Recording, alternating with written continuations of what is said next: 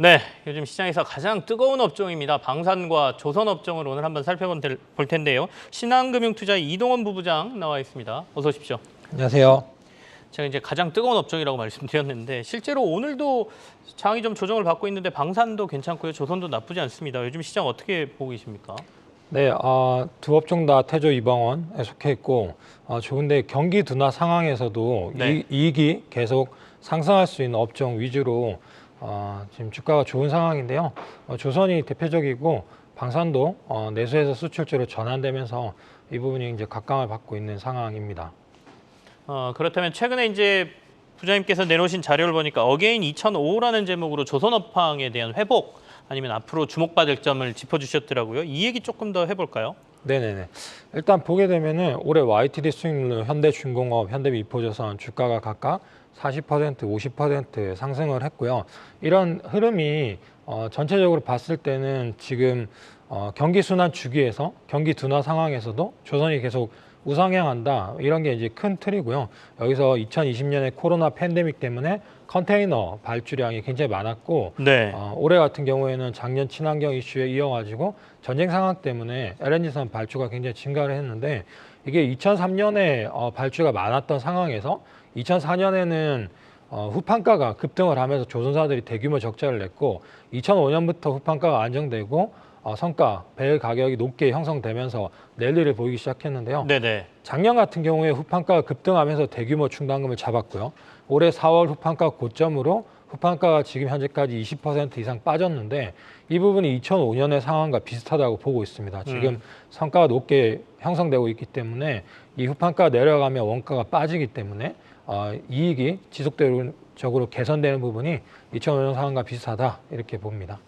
결국에는 원재료 비용에 대한 부담이 지금 줄어 있으니까 이익은 늘어날 거다라고 보시는 건데 보통 이제 조선업종이 수주는 해놓고 이제 저희가 인도하는 데까지 한 2, 3년 이상 걸리다 보니까 그 안에 무슨 일이 벌어질지 모른다 그래서 주가가 춤을 추는 경우도 있지 않습니까? 그렇다면 그 이외에 우리가 주목해야 될 변수 같은 건 어떤 게 있을까요? 네, 크게 수주 그리고 성가 네. 그리고 원가 뭐 이런 부분들 후판가 같은 게 원가의 대표적일 텐데요. 이런 부분들을 봐야 되는데 통상 이제 수주가 부족한 경우에 이 수주가 이제 돌아서는 경우에는 조선사들이 이제 생존을 걱정하기 때문에 수주가 주가에 굉장히 중요한 변수가 됩니다.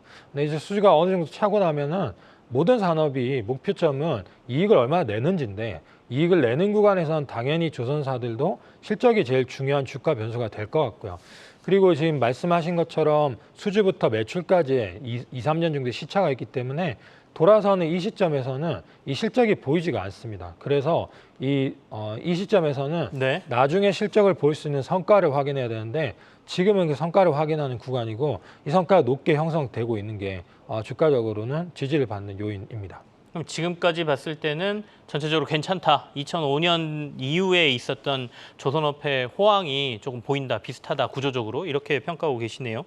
이제 러시아 쪽 얘기를 앞서 저희가 잠깐 앞 시간에서도 했습니다. 러시아가 이제 가스를 유럽으로 공급을 중단하기 시작하니까 유럽에서는 LNG선으로 가져와야 되는 거지 않습니까?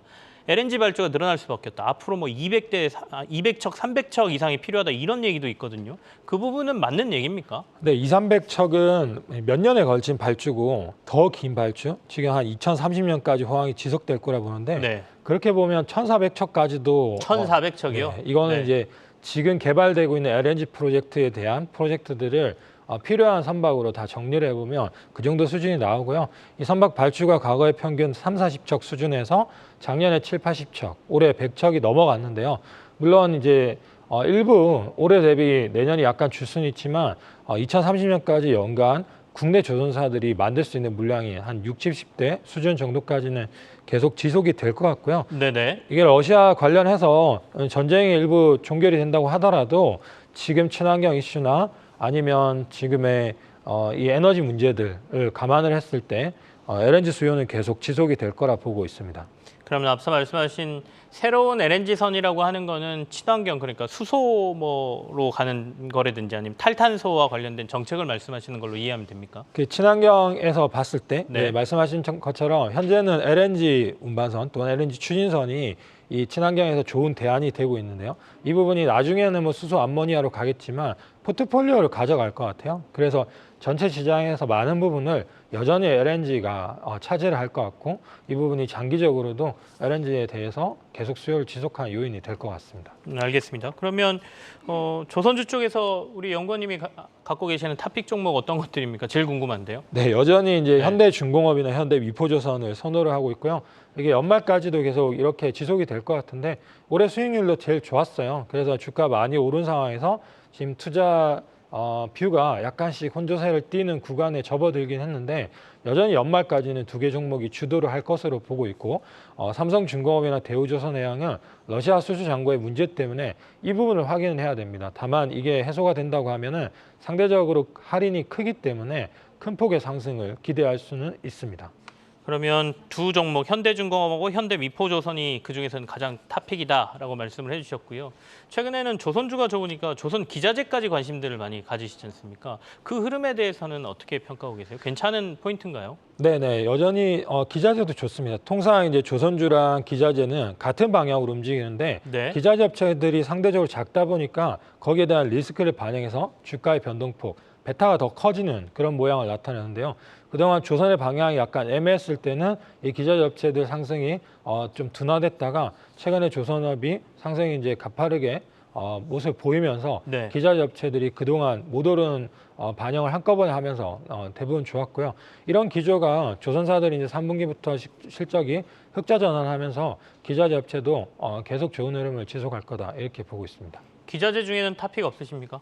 네, 따로 이제 네. 커버는 이제 아직 하고 있지는 않은데 네. 뭐 지금 많이 화면에도 나오는 것처럼 네. 한강밴드나 태강 같은 피팅 업체들도 좋고 이게 뭐 추천의 의미로 말씀드리는 이건 아닙니다. 건 네. 아니고 추천의 의미는 아닙니다. 네. 네네.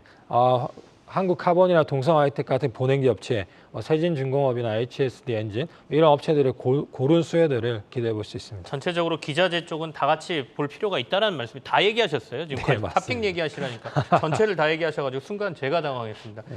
근데 이제 저희가 조선줄 중심으로 제가 말씀을 드렸는데 시간이 좀 남았습니다. 우리 방산까지 같이 한번 얘기해 보죠. 네. 방산은 이제 완전히 산업적인 트렌드로 봐야 된다라는 분석이 있습니다. 예전에 한 10년 전만 해도 북한 얘기 나오고 그러면 잠깐 올랐다가 사라지는 게 방산이었거든요. 근데 이제는 아니다.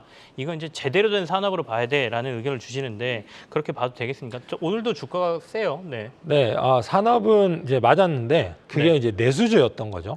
국내에서만 소요를 하고 국내에서만 매출을 하는 상황이었는데 네. 이게 이제 수출로 전환되는 상황. 예전에 이제 많은 업종들이 뭐 화장품도 그렇고 게임도 그렇고 내수에서 수출로 전환되면서 많은 주가 상승들을 보인 경험들이 있는데요. 이런 형태로 바뀌는 거죠. 그래서 이게 조선보다도 더 편하다고 볼 수도 있는 점이 이렇게 되면은 조선처럼 사이클 타지 않고 향후에 방산 프로젝트들이 대부분 다 장기에 걸쳐 있기 때문에 네네. 장기적으로 매출이나 실적이 이제 계속 상승할 수 있는 그런 모양일 거라고 기대를 하기 때문에 방산주가 세다 이렇게 정리할 수 있을 것 같습니다. 그러면 그간 왜 그러면 국내 방산 흔히 말하는 K방산의 수출은 적었다가 갑자기 이렇게 늘어났냐? 결국엔 러시아와 우크라이나 전쟁이 촉발시켰다 이렇게 보는 건가요? 네, 그게 맞고요. 2000년대부터 이제 국산화를 했고 2010년대 거치면서 20년대부터 수출이 많아졌어요. 근데 방산 프로젝트는 대부분 다 수출을 하는데 한 10년 정도 걸려요. 네네. 그래서 다 파이프라인들이 있었는데 전쟁이 거기에 대해서 뭐 촉매 역할을 해서 많은 부분 이제 발주들을 자극을 하게 됐고요. 특히나 이제 최근 폴란드 같은 수주를 보게 되면 이 포인트가 굉장히 중요한 게 과거의 방산 수주는 지금 전쟁이 일어난 2월 이후에도 주가적으로는 약간 세론 같은 분위기들을 형성했어요. 네네. 뉴스가 나오면은 매출은 장기에 반영되지만 근데 폴란드 수출 같은 경우는 당장 내년에 실적이 반영이 될 거기 때문에 이게 이제 중요한 수출에서 전환점이다 이렇게 보고 있습니다.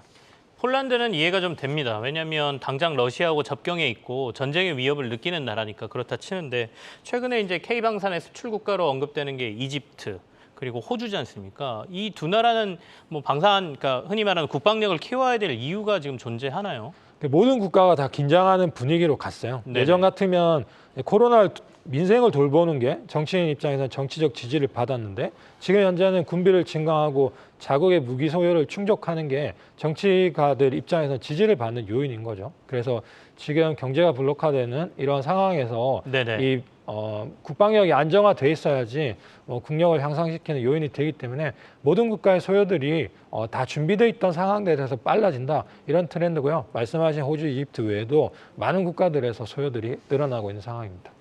그러면 사실은 지금 주가적으로 보면 들어가기가 부담스러운 상황이거든요. 한화 에어로스페이스라든지 현대 로템이라든지 굉장히 많이 올라 있지 않습니까?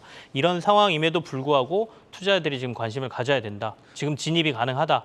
네, 그 주가라는 거는 지금 이제 차트 관점에서 이제 보면은 이게 최근에 지수도 하락하는 상황에서 굉장히 부담스러울 수 있는데 성장 모멘텀을 생각하면 국내에 소유하는 물량들 연해 예산이 국방 예산 60조에 대략 방위력 개선비가 한 20조 정도 차지하는 상황에서 성장의 한계가 있던 측면과 다르게 해외는 국내만큼의 성장이 어느 정도까지 지속될지 알 수가 없는 상황이기 때문에 네네. 이게 몇 배가 성장할 수도 있는 거라서 단순히 이제 차트만 가지고 설명하기는 어렵고 여전히 성장이 굉장히 지속될 거다 이렇게 보고 있습니다. 알겠습니다. 부장님 그러면 방산 쪽에는 타픽을 어떤 종목으로 보고 계시나요? 현재는 이제 꼽기가 어려운데요. 제가 네네. 이제 아직 다 얘기하기는 애매한 상황이라서 그래서 LIG 넥스원, 하나 에어로스페이스, 한국항공우주 같은 종목들이 순환매로 계속 올라가는 구간이고 이런 형태가 지속될 거다 보고 있습니다. 한 종목을 꼭 집어서 얘기하기는 조금 부담스러운 상황이다라는 말씀이시고 사실 방산은 제가 추가적인 질문을 드린 거라 미리 준비해 오신 건 아니거든요. 그래서 오늘 신한금융투자의 이동원 부부장하고 방산과 조선업종 전반에 대해서 요즘 태조 이방원 중에서 가장 뜨거운 업종이었습니다. 같이 한번 살펴봤습니다. 감사합니다. 감사합니다.